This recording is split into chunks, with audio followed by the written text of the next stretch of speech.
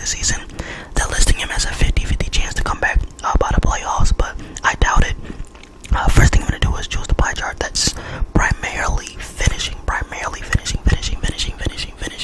and secondary shooting, alright? Never choose the one with the highest speed because your vertical is extremely low, and Jamal Murray, believe it or not, is a pretty high flyer, man. He has bunnies for sure. So what you're going to do is you're going to choose the one that has the highest balance between speed and vert, the one that gives you an 84 vert starting out. You're going to max out your finishing, obviously, the top 3, then put your post hook to, I believe that's a 60 if I'm not mistaken, or is that an 80? No, that's an 80. You want to finish with 18 finishing badges, so I think that's an 80 post hook. Max out your shooting, 81 mid-range, 79 3. Max out your free throw, put your post fade to a 64. Alright, so now we're going to use our last remaining points. Let's see if we can get any more extra badges. I don't think we're going to be able to get more than 4. This is just me messing around, seeing if I can finesse my way out of an extra badge. It ain't work, it's not happening. Alright, so this is what your finishing stats should look like before you mess around with the arm, the wingspan, and the height. Like I said, you're going to have 52 badges, 18 finishing, 17 shooting, 13 playmaking, and 4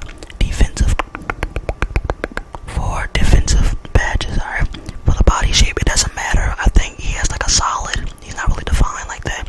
He is a shooting guard. You can't keep him at 6'5", even though he's listed at 6'4". But for the sake of this video, I'm gonna put him at 6'4". But you can make this build 6'4" or 6'5". Either way is good, regardless. For the weight, I was messing around with it, and the best weight I felt was 193, because you get +1 to your speed and your vert. Your speed goes up to an 82, and your excel goes up to 81. Yeah, not your vert, your excel, my bad. And then your wingspan is best at default on this build, right? There's just way too many negatives when you lower it or if you raise it. So I would not mess with the wingspan on this build.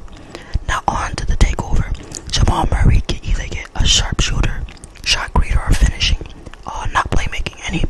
Basically any offensive badge that's not playmaking works for the Jamal Murray build. But for the sake of this video, I'm gonna go with finishing because I feel that's what he's best at. You can go, if not finishing, I would go with sharp.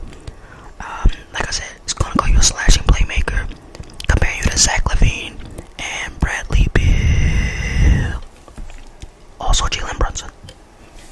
Now let's see what the badges are looking like. Let's get this customization going on, man. 18 badges, man. This is ridiculous. The stats combined with the amazing badges. This is gonna be the most overpowered offensive build in the game, man. Because you can finish Hall of Fame badges. Like, what else do you want? And you get 80 ball handling. 80 ball handling. But right here, I feel this finisher on Hall of Fame. Limitless takeoff on Hall of Fame. Posterize on Hall of Fame. Slithery on gold. Fast twitch on silver. And unstrippable on bronze. Unstrippable on bronze. Onto the shooting, we got gold catch and shoot. Gold difficult shots. Unlock zone hunter. And limitless spot up all on gold. Then we got silver corner specialist and sniper on gold as well. So you get an amazing finishing badge setup along with an awesome shooting badge setup. It's really the most fire build, bro, I'm telling you. On to the playmaking, you get 13, which is a good amount. I'm surprised they gave us more than 11. Because for builds this good, they usually don't let you get that many badges. Feel free to pause and go back if you need to. To see my playmaking badge setup, I went through that kind of fast. But I know I had like the most important badges on gold, like quick chains, quick first step, all that good stuff. And then for the defense, I only get 4 defensive badges. So I just went with clamps on bronze, intimidator on bronze, and then